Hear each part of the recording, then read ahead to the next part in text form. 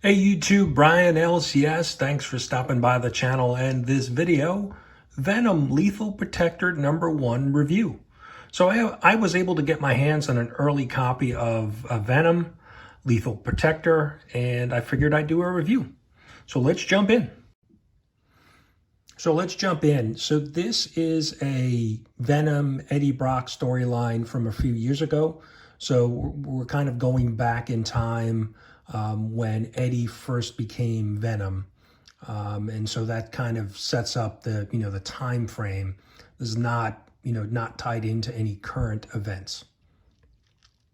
So we open with Venom dealing with a fight. He's fighting with three different costume villains here: Jagged Bow, Death Shield, and Blood Spider. And he's making pretty quick work of them. They are definitely overmatched. And we see it here. Venom picks up a car and he basically crushes Jagged Bow, and I don't think he survives. And when that happens, the other two, Blood Spider and Death Shield, run off. And there is and it's happening in a parking garage. There isn't a parking garage attendant, and he makes note like, wow, he's got some great footage down here, and he's going to, sell it to the news. And so, that's exactly what happens. The story gets on the news, and Buck Mitty, seen here, is kind of watching it and, kind of takes it up as an opportunity, like, hey, maybe I can go join that team. And he reveals that he is, the humbug. And then we cut to Venom in the park, and he's kind of reminiscing about, reflecting on his, how he became the symbiote and all of the things that have happened to him, and the things that, Spider-Man has done to him. And he still has a sore spot for Spider-Man. And so it almost looks like he may be onlooking to Peter Parker and Mary Jane in the park, but it's not really said.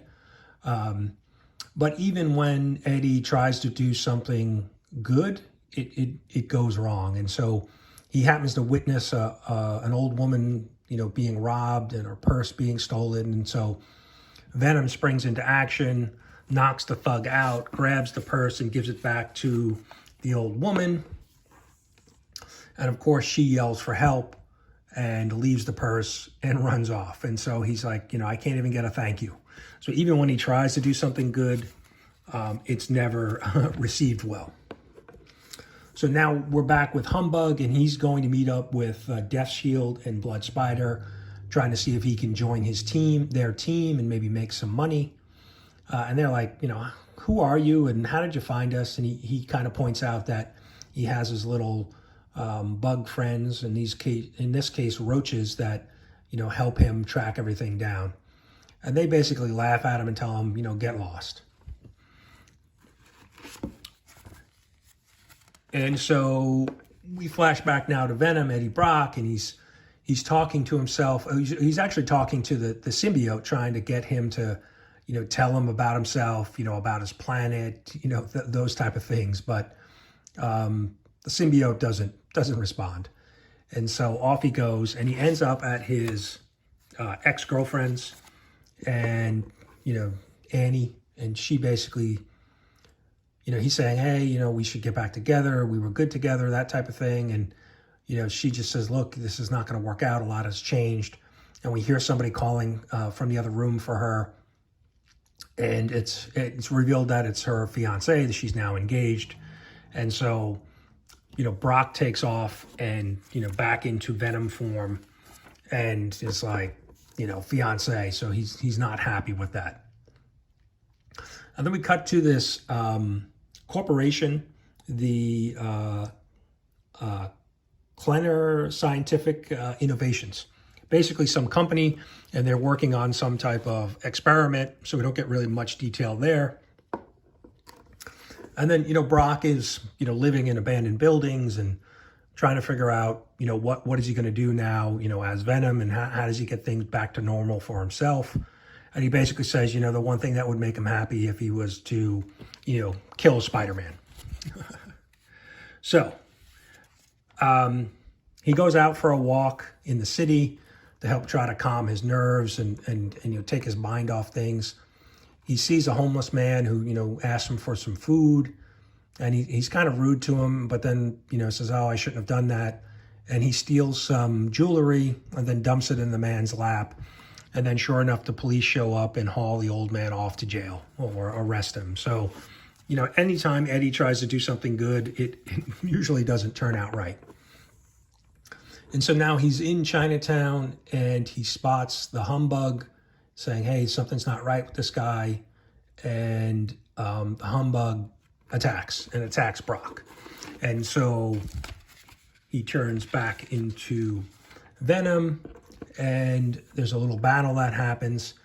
And Eddie's kind of really taken off guard, Venom and Eddie, because the humbug uses sounds from insects to create powers. And so one of the things that affects Venom is fire and sound. And so in this little battle, humbug gets the best of him. And Eddie's kind of, Venom and Eddie are kind of shocked by it.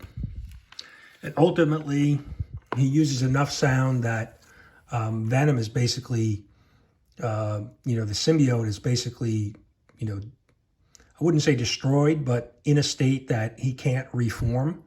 And Eddie Brock can't believe it.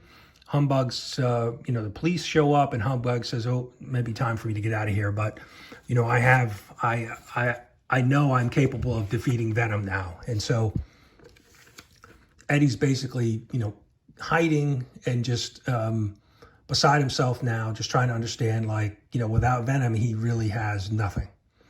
And so then we cut back to Death Shield and Blood Spider. They see the information about Venom and Humbug and was like, hey, that was the guy who came and saw us the other day. Maybe we need to, you know, get him in. And they make reference to some type of heist or robbery and saying, hey, maybe we should cut him in. You know, going thirds on it is better than not having any money at all. So then we cut back to the scientific clinic, scientific, and they're basically, you know, some back and forth with an assistant there and this man in the sunglasses here. And they basically say, you know, they're developing something to deal with Venom. And that's where we're kind of left off. So overall, this was pretty good read. Obviously, there's a lot of setup. It's the first issue. They're setting up the storyline. They're introducing, you know, new characters.